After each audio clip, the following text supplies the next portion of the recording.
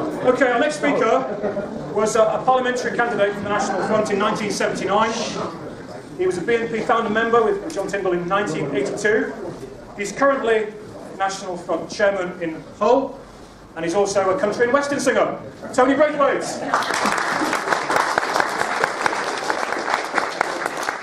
Well, thank you, Mr. Chairman, for that plug. I was going to sing Folsom Prison Blues, but I don't think it would. You might think it was bad luck to do that at the moment. So, anyway, I must tell you, and I do consider it to be a privilege to share this platform, because I know it's been shared in the past by some exceptional people, some of whom, in fact, were instrumental in giving guidance to myself when I joined the nationalist movement in 1974. It seems a long time ago, but it's gone very quickly, really. I've seen a hell of a lot during that time, I can tell you.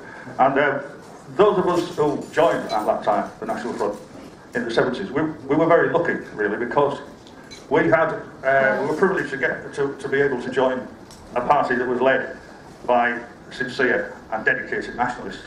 They were intelligent men, they were brave men, and they were in it not for any personal gain or ego tripping, but because, like you and myself, they believe passionately in the cause that we stand for.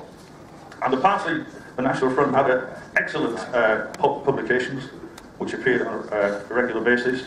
The most prominent one being Spearhead, which some of you no doubt will be familiar with, which gave an in-depth understanding and education about what the racial nationalist philosophy was all about, which is essential. It also gave a recommended book list for people who wanted to go into our philosophy in greater depth, which of course any serious nationalist should do. In a moment, I intend to play you extracts from interviews that I had on my local radio station in Hull, Radio Humberside, which goes out in the East Yorkshire and North Lincolnshire. But the point is that to know our philosophy and the history, which is very important, in depth, is essential if we intend to tackle the enemy which faces us. Because whatever else you say about that enemy, and we say a lot of things, one thing we cannot say about that enemy is that it's stupid. And this is one thing. And so I stress again that anyone who is really serious about joining our kind of movement should learn the background, the philosophy, and know a little bit about history. You don't need to be an intellectual to want to know about your race, the origin of your race, and how we arrived at this situation today. Sadly, the advantages that we had at that time, to me, are all the more glaringly obvious because that kind of guidance and leadership has been lacking in the nationalist movement generally in this country for the last decade or more. In my opinion, I'm convinced that that was by no means a coincidence. I think the establishment had a big hand in that. And but you know, the result of it, of course, is the very fragmented situation, the state of nationalism at the moment. There are umpteen groups springing up all over the place. I personally am in the current National Front, which I think has potential. It's certainly got some good people in it, some sincere people and some brave people. And I think that there is potential there, but we've got a hell of a long way to go. And the fact is that the signs of this lack of leadership are visible in the very, well, shall we say, disorganised state of the people who are active, who are supposed to be our supporters. A prime example is the EDL, has been the EDL, which is so confused, it's just not true. It was 1 minute they're behaving like Hollywood Nazis, 1 minute, next minute the football hooligans, next minute they're going out of the way to be liberals, flying Jewish flags and gay rights and God knows what. And it's obvious that it's rather like a chicken with no head. They're not the only ones by any means. But one of the main signs of this lack of political education with people, some people, and many of them who otherwise would make good nationalists, is an obsession with only one aspect of the problems facing this country, and that is the Muslim problem. Now, I'm not here to deny for one moment that there is a problem with the Muslim presence. It's quite obvious they shouldn't be here in great numbers in that way. And it's quite obvious if mosques are springing up where your local pub used to be, there's something wrong.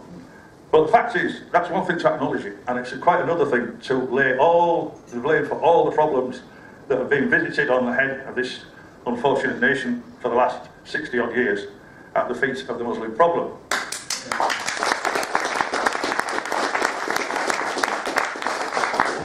fact is that the Muslim problem, bad though it is a symptom, it's not a cause, any more than spots or a rash or boils on the skin. They signify a much deeper poison in the bloodstream. And if anyone says to you, well, some people that I know who are potentially good nationalists keep going on about the Muslim cause, and I point out to them, look, we'll go back to when this Muslim problem started in its present form. Look at the background. It goes right back to the end of the First World War, when the British government reneged on a promise to the Arab people that they would promise them an independent homeland in return for the assistance which the Arabs gave the British in fighting the Turks, who were on the same side as the Germans. That area of territory had been under the rule of the Ottoman Turkish Empire for 300 years, and the British government promised the Arabs an independent homeland. So far, so good. But the problem was that they reneged on that promise, and they started to give permission to Jews from Eastern Europe, Poland and Russia, permission to settle in that land, on the very flimsy excuse, on the premise, that their ancestors had lived there 2,000 odd years ago. It didn't seem to have conveniently forgotten, of course, that the reason for the German government of the 1930s invasion of certain areas of Europe was precisely that that land had been German and much more recently than that, but that was all forgotten. But the Arab argument, of course, has always... And they were not Jews. And they were not Jews, that's right. And the Arab argument has always been that the British government had no right to give them that land because it wasn't our land to give, quite rightly. You fast forward that to the end of the Second World War, and you get the Jews there really going to town. They're settling in the thousands, kicking out hundreds of thousands of the indigenous Palestinians, and the British government and the British army there in between the two, trying to keep the peace, you know, keep them apart. The Jews, of course, showing their gratitude to Britain when they weren't wiping out whole villages of Palestinian women and children, they were torturing British soldiers to death and blowing up hotels. And so the situation really hotted up. But the fact is then, we've got the foundation of the State of Israel, and from then on, complete 100% backing of Israel by America, the American superpower, and the British government going along with it, and causing more and more and more antagonism until we've reached the state we are today. But by a strange coincidence, while the governments of America and Britain were helping to strengthen the hand of the State of Israel and establish it well and truly as a power in the world, these same people, the British politicians, were still busy getting rid of the last remnants of what was the British Empire. These are the people who, at the end of the Second World War, the people who, when the enemy was the Germans, were going to fight them to the last man, fight on the beaches and on the landing grounds and in the hills and in the streets. And these nasty foreigners, you know, when they were European, these same people, a few years later, a couple of years later, they're passing a law which gives British passports to half the third world. That's the mentality of those people that were running this country. And then, that wasn't the end of it, of course. Then they start to betray people, that put pressure on the white governments of Rhodesia and South Africa and all this, to hand power over to the blacks. The people of South Africa and Rhodesia who had volunteered to fight for Britain in 2 world wars, when they had no need to do that. The British government were telling them to hand power over to the blacks and sucking up to black murderers like Kenneth Kaunda, Jomo Kenyatta, people in charge of the Mau Maus who were killing, torturing white people, gouging their eyes out with broken bottles, raping nuns. That's the least of it, you know, not fit for family audiences really, but the Mau Mau were the scum of the earth, and the leaders that were backing them were the scum of the earth, and the British politicians were backing those people and stabbing our own kith and kin in the back. That wasn't the Muslims that did that. No. It wasn't the Muslims that started to sell off all our industry.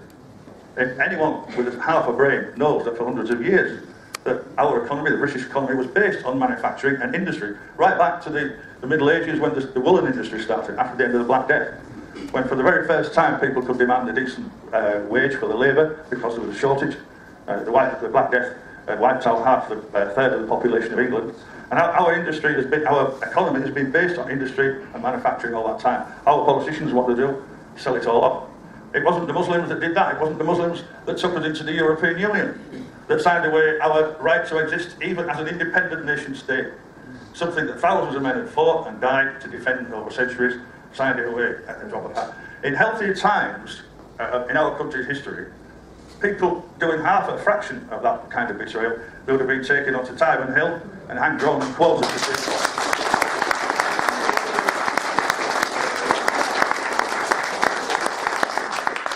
Now, I'll come back to what I mentioned at the beginning. I was partly invited here to speak today, partly on the strength of the fact that some time ago I achieved a certain amount of either fame or notoriety, depending on which side you're on, by virtue of the fact that I secured a regular spot on my local radio station, Radio Humberside, which covers a big area, thousands of people listen to it. There's one particular programme, a phone-in programme called Soapbox, which it went out every weekday between the hours of 11 AM and 2 PM, and people were invited to phone in on topics either local or national or whatever. And I thought, well, you know, it's time somebody livened this up a little bit. And I thought, well, I might have a chance to get it, and I was not entirely confident. I thought, well, I'll give it a go. Maybe after the first time I won't get on again. But going back to using your brain, also that includes you being tactful as well. There's one thing that I know, and that is that there's nothing more amusing than an informed nationalist talking to a media interviewer. Because we've got one big advantage, and that is that we've heard their arguments time and time again. My God, how many times have we had to listen to all the rubbish that they parrot out, you know, that everybody's equal, that it's the British Empire that was at fault, that the white race has victimised everybody. We've heard it all before, and so we know that when we put out bait by making a certain statement, you know what the media pundit is going to say, and you use that to force them or lead them into asking you questions or making statements that you can answer and put on and say what you intended to say in the first place. Now, I've selected two little snippets here, which will run for about 10 minutes. One is on the simply the attitude to race and being proud to be British, which someone else brought up incidentally, and I followed on. And the other one is about what the Israelis were doing, threatening to invade Iran. But the point that I would like to think stands out is the fact that I did not ever back down and apologise for being racist. This is the first one.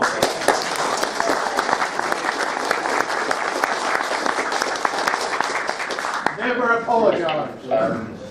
It really ties up with what's been said today, actually. You asked the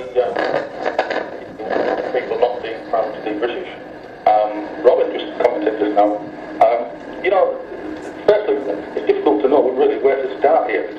When you say about people not being proud to be British, you know, I think it's the fact that people are not actually allowed to say they are proud to be British. Of course they are. Of course they are. I'm proud to be British. No, they're not, because someone was speaking last week. We were talking about the issue of the British speaking foreign languages and the foreigners learning English.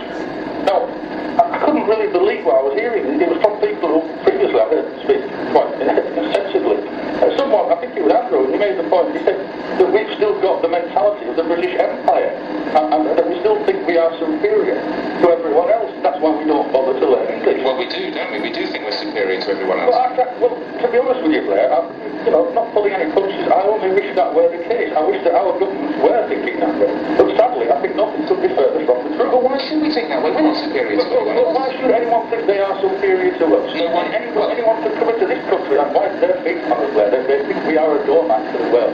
They can take advantage of the British people and think we're not going to say anything back. That's very different from feeling superior. If people feel that they can come in and abuse the system, then they are seeing Britain as a soft touch. That's not them feeling superior, that's them trying to play the system. And because to a large extent Britain is a soft touch, that's nothing to do with superiority. That's because the people that represent us, i.e. the politicians, are simply not assertive enough. Now, someone else made a point about how wonderful it was in Egypt, where we went on holiday. How wonderful and luxurious the hotels were, as opposed to the standards of hygiene and luxury in Britain. Well, no wonder, because in Egypt, they've got no welfare state. You either sink or swim. All our money in Britain is going to help foreigners, people abroad. That's why hang on, it's not all our money, Mike, forgive me, but it's going to help people in this country who were born and brought up in this country as well. It's not only going to help people who aren't British nationals. Well, okay. That's the nature of the welfare state. Come on. Well, that comes back to another point, isn't it, about another question you raised last week about what does it mean to be British. Okay, well, for about 2,000 years of our history, the British Islands, the people that inhabited these islands were all people from the same basic racial and cultural stock, all from northwest Europe, Celts, Angles, Saxons, Danes, Vikings, Normans, they were all of the same racial stock and the same culture. And that continued, that made our country's history until about the 1950s, when somebody in Parliament, the British Parliament, decided in their wisdom that not only were they going to give independence to all the British colonies, but they were going to pass a law which gave British passports to half the third world. Now, can you really believe, Blair, that anyone with any intelligence could believe that they could import millions of people from a completely different racial and cultural background into the English island and expect that there would be no reaction from the indigenous population? The whole population would have had to be blind, deaf and dumb. Well, no, I tell you what surprises me, Mike, is the level of racism that it remains in this country. And that's about this country, is that there are still people, and I'm afraid to say, like you, who have this attitude that no one is welcome in the UK unless they are white Anglo-Saxon. And that, I'm afraid, is just being bloody-minded and racist. No, it isn't. Yes, it is. It isn't, because we can't go, we white Anglo-Celtic people can't go to anyone else's country. Why not? Why not? Well, can we? Yes, we can. That's the thing that was given to us by the nature of a passport. Whether we want to or not is a totally different way. Whether we have to abide by their rules or not is another totally different matter. But we can go, within reason, anywhere in the world, courtesy of our passport. But we don't get paid by their taxpayers. That's nothing to do with racism, Mike. That's everything to do with the welfare state. Well, I don't Well, forgive me, but a lot of remarks you just said are. Well, people are calling me, and people like me, with my attitude to this. I don't care. They can call me the Yorkshire Ripper or the Marquis de Sade for all I care. But it won't change my opinion one bit. No, I'd rather be called a racist than a traitor to my own people. That's it.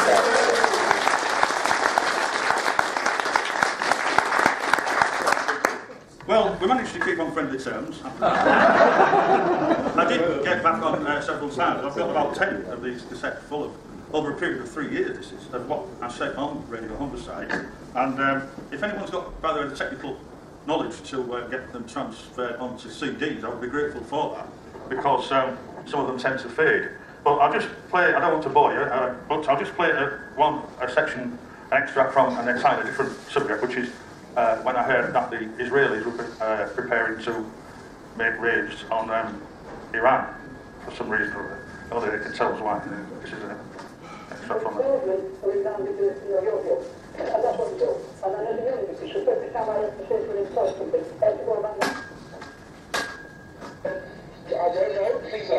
Well, on the national media, I first saw it on the CFAX news. I'm up very early in the morning, and on the BBC 2, they put the CFAX news on. It goes on between 5 and 6 a.m.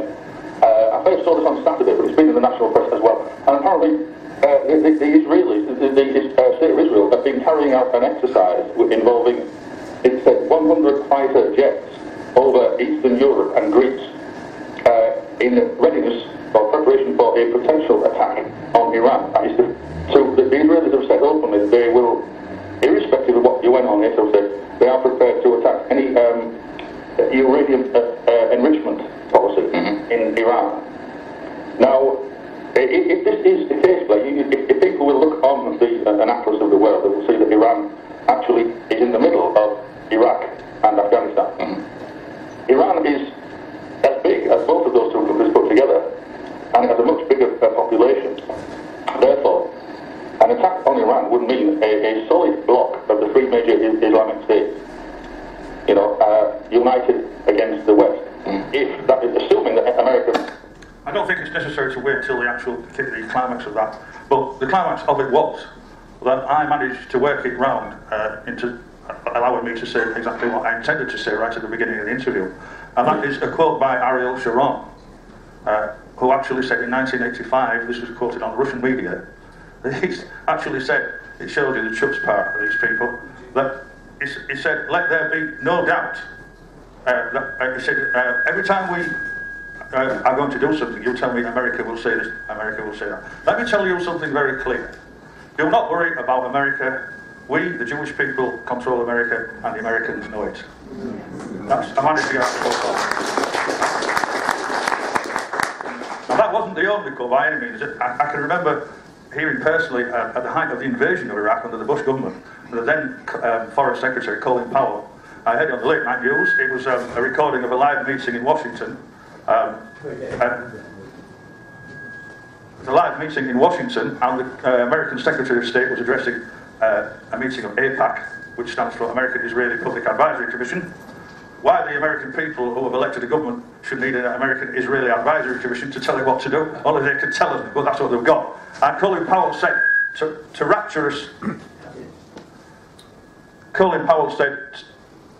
rapturous applause from the audience of Zionists, he said, "Let there be no doubt we stand with Israel today, let there be no doubt we stand with Israel in the future."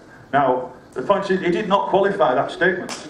He didn't say provided Israel obey international law, or provided Israel observe human rights. Nothing. Unconditional support to the state of Israel.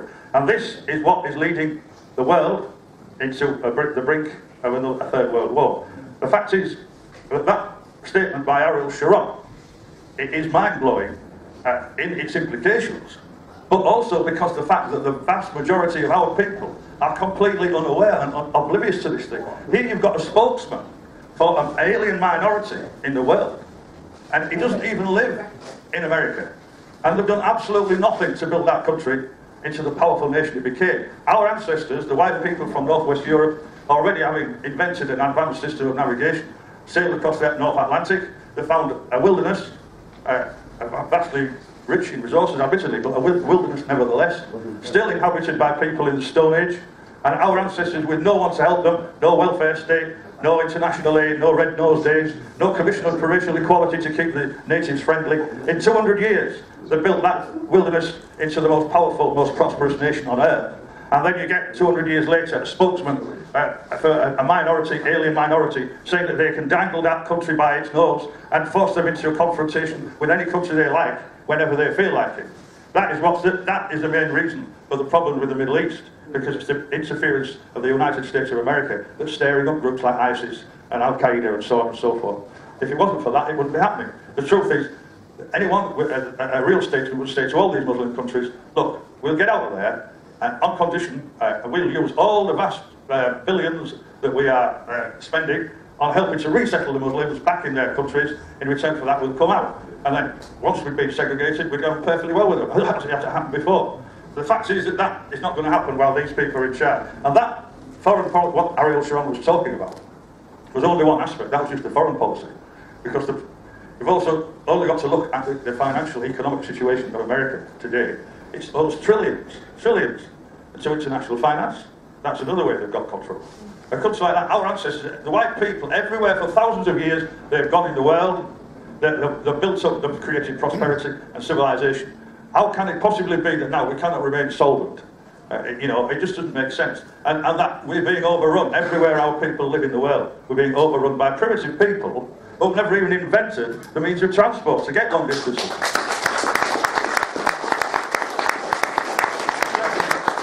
I've certainly never invented advanced weapons of war. And then, of course, we've got the mind manipulation. I was recently reading an article by the late, great American nationalist, Dr. William Pierce.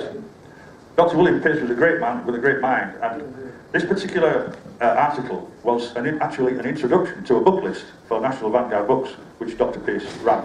And he put it so eloquently, that he said, there is no greater power in the world today than that which is wielded by the manipulators of public opinion in America.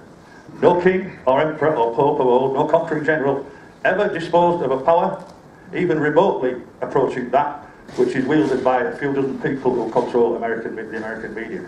And that, of course, applies to Britain as well. And that, because it comes it's not distant and impersonal, it comes into the homes of everybody, works its will every waking hour. It tells people everything they know, or think they know, outside of their own circle, and it tells them what to think about that. And I don't know if you've seen the docudrama called The Road to Coronation Street. We all know about the soaps. Millions of people have been watching them for decades, how they affect people's mindset, their approach to life and everything. The docudrama was about the scriptwriter Tony Warren, who was a young producer at Granada Television when he got the conception of Coronation Street. Before they could put it on, they had to invite two Jewish brothers from Canada, the Bernstein brothers, to come across to Granada studio to decide whether or not Coronation Street could go on. They reluctantly agreed, and we know exactly what happened after that. But if we compare Coronation Street when it started, and I remember it very well. I admit I was quite a fan, because I'm a North Country lad, and it struck a chord with those of us in Yorkshire and Lancashire. It represented more or less what life was like in that culture at the time. Compare that to Coronation Street, or Emmerdale, which used to be Emmerdale Farm, or the Yorkshire Dale. Compare it to that, that is portrayed today. Every kind of degeneracy is portrayed as family entertainment, and that's been belching out that poison for decades into the minds of millions of people. Now, if you were to ask the production team about that, they would say, I know what they would answer, and they would say, well, you've got to reflect change with the times, you've got to reflect modern society. The truth is that it's not them changing with the times, it's the times changing in accordance to the propaganda that they're putting out. And that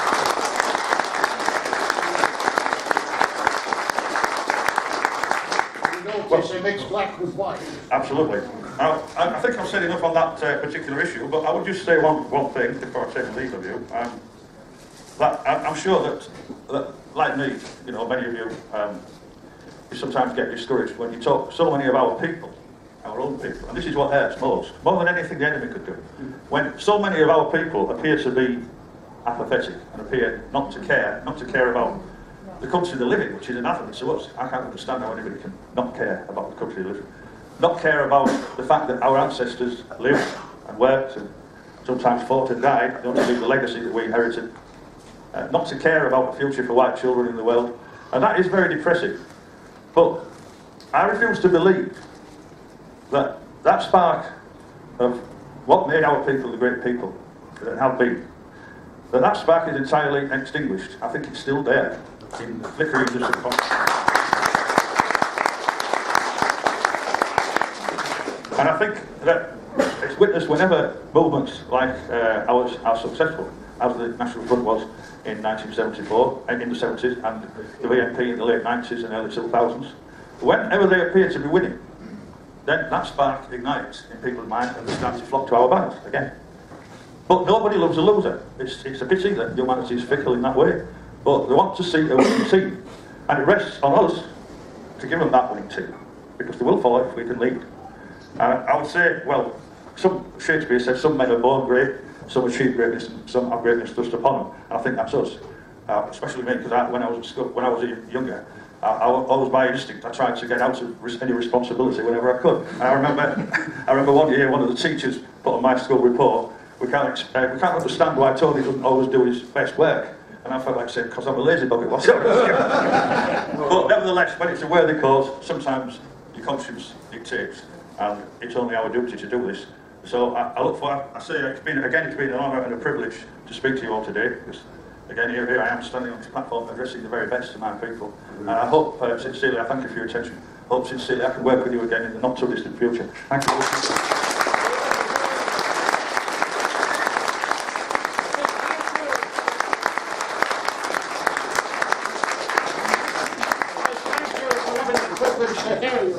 Not bad for a country and western singer, eh? An inspiring story, shows what can be done. Let's all get on our talk shows on LBC. Let's follow the example, the very fine example of Tony Braithwaite.